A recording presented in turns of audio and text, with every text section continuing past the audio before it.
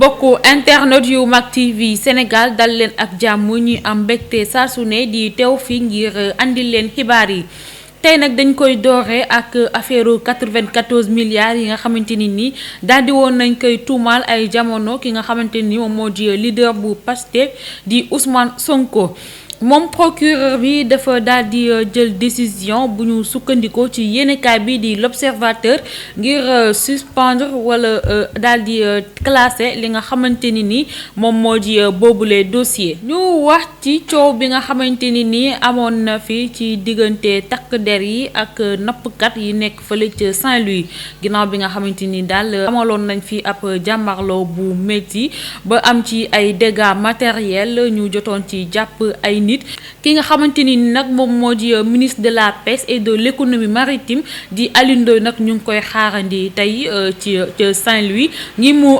constaté dégâts yi nga xamante ni moom moo jotoon a am fële ca boobule jàmmaarloo ba noppi daal di leen jox bataaxal bi nga xamante ni président de la république daal di la leen koy yóbbante. ñu noppee ci loolu wax ci jamono yi ñu génn nga xamante ni daal di woon nañu rey jeune américain boobu di Mohamed Cissé ginnaaw bi nga xamante ni ay Samba Boy ñoo daal di woon dugg seen kër ci loolu nag ki nga xamante ni moom moo di Mohamed Cissé ak papam daal di jéem a défendre seen bopp ci loolu Samba Boy yooyu noonu sax daal di leen dóor ba ñu sonn ci loolu la ki nga xamante ni moom moo di Mohamed Cissé daal di ñàkk bakkanam bu ñu sukkandikoo ci yéenekaay bi di Libération nag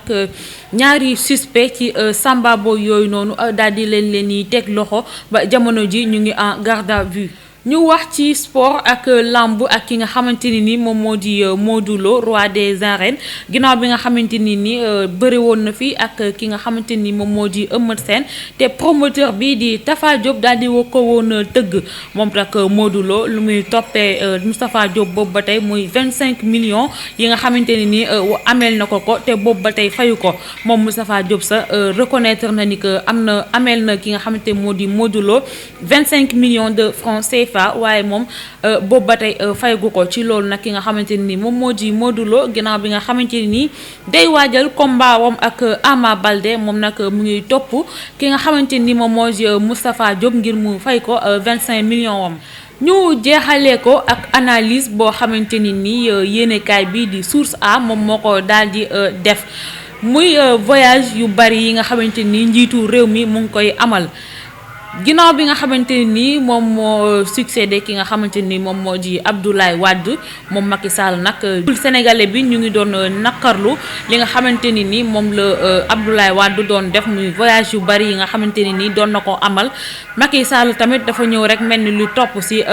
tànk yooyu la ba tax na daal Source A daal di def benn ab taxaw seetlu di xamle ni que ki nga xamante ni moo di président Macky Sall voyage yu muy def dafa daal di bari ba noppi balaa moo gën a mën a voyager rek dëkk bi jaxasoo wala mu am ay problème yoo xamante ni daa moo nekk na ay problème interne yoo xamante ni réglé wu ko moom nag bu ñu sukkandikoo boobu ba tey ci Source A boobule ki nga xamante ni moom moo di Macky Sall nag daal dina effectuer entre 12 mars 2019 ak 14 février 2020 bi moom daal dina ci effectuer lu toll ci 30 voyages loo xamante ni boo ko xaymawee toll na ci ñetti voyages yoo xamante ni chaque mois dina ko amal.